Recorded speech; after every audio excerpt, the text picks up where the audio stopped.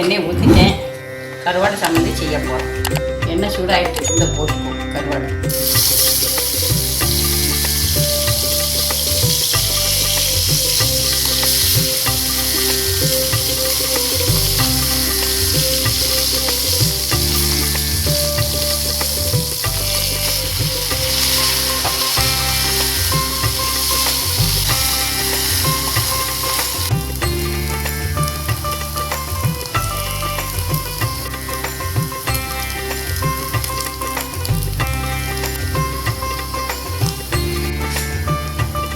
நல்லா வெந்துட்டு எடுத்துருவோம்.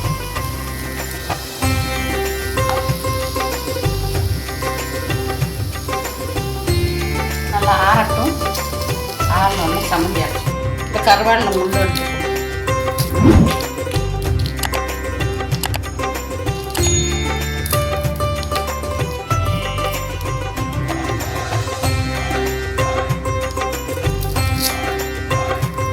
கருவாடில் முள்ளு எடுத்துட்டோம்.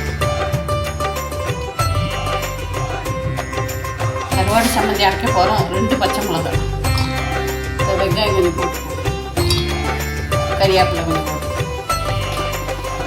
தேங்காய் போட்டு முள்ளெல்லாம் எடுத்துட்டோம். கருவாட்டுக்கு இதில் போட்டு அரைச்சி ஒரு திரிச்சு உப்பு போடக்கூடாது. கருவாட்டில் உப்பு இருக்குது.